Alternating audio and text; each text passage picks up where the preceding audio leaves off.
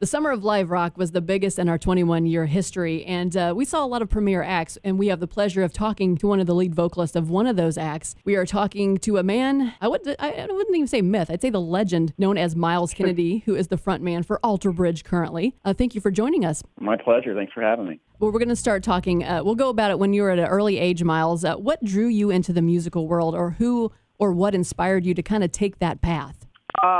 My mother, actually.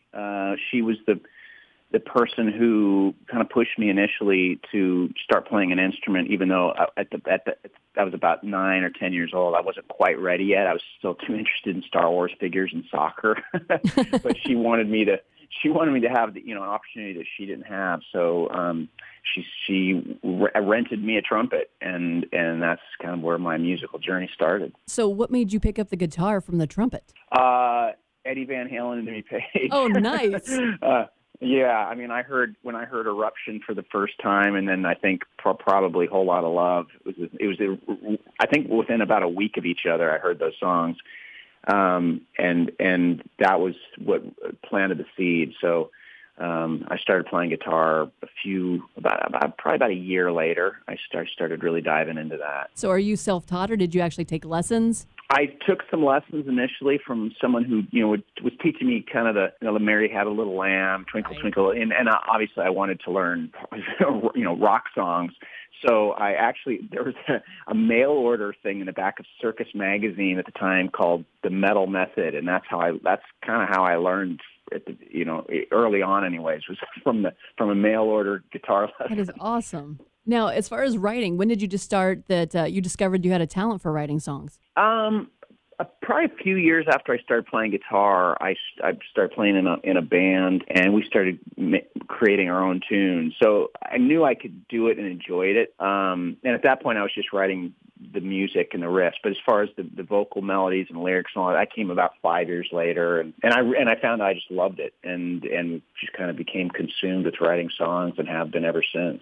I have a question for you. How did you get involved with the Tommy Bolin tribute album? Oh, let's see here. How did I think that came about because, it was Warren Haynes reached out and told me that he was interested in putting that together, if I remember correctly. And that was a lot of fun because anytime I get to be in the studio with Warren at the helm, he basically produced the vocal and I believe he produced the track, and he's somebody that I really look up to and admire as an artist. So that was a real pleasure. Now, I have to tell you, one of the shows I used to enjoy, I know it came out around 2001. It was a movie called Rockstar, and obviously you had a cameo in it. And I will say congratulations to you for being the only one who actually had the vocals that were used on that whole thing, because wow, that says something a lot there. So did that open the door for you to talk to like Jason Bonham and Zakk Wylde? It did, as a matter of fact. Yeah, and I remember the interaction with both of those guys very well. And I remember one day it was in between.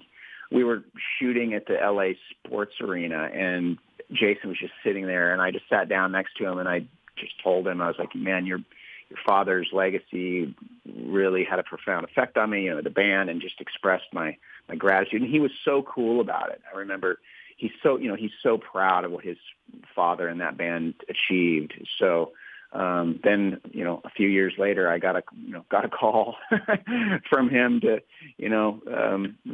have the opportunity of a lifetime, which was to jam with him and Jimmy and John Paul Jones, like in 2008. So that turned out to be a real cool thing. Now, I know that a lot of people have been asking you about that said thing. Did you guys record and like new music or anything, or is any of that going to ever see the light of the day? It wasn't like an official recording session. They were more just jams and rehearsals.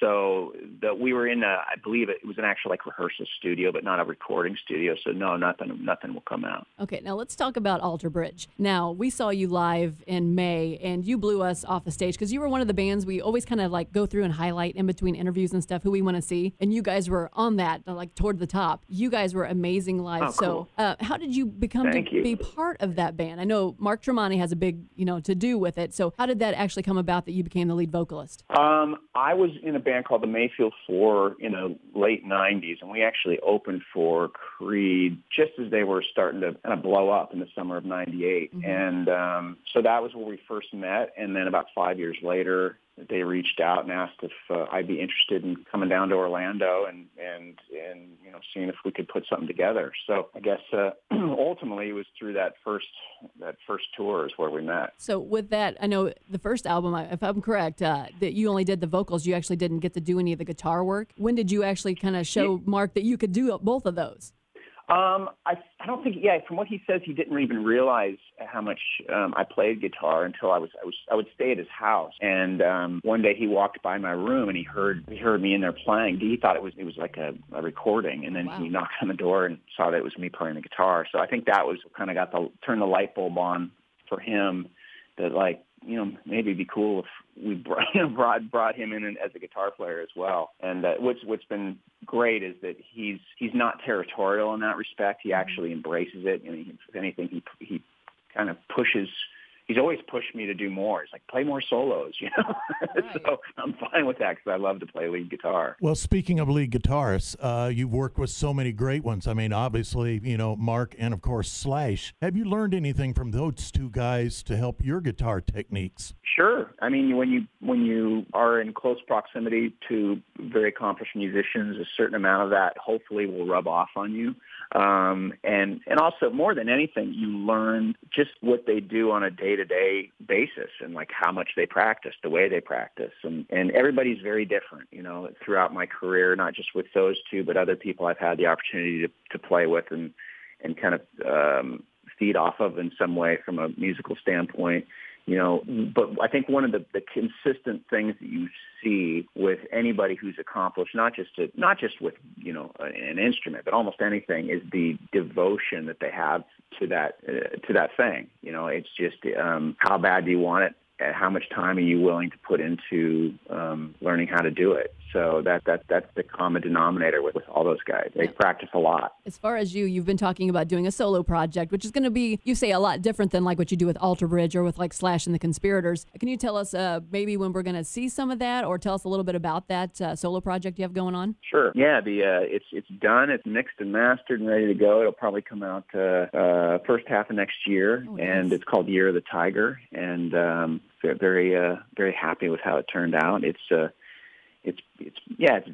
lot of the music that I love, whether it's Mississippi John Hurt or Chris Whitley, more of the blues side of things, a lot of the acoustic elements and like that Led Zeppelin had on Led Zeppelin 3 and 4.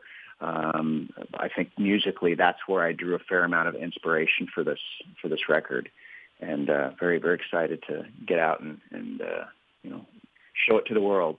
Absolutely. We're excited to hear it. As far as when you go on stage, so you're going to be playing on December 8th down at the Pageant in St. Louis.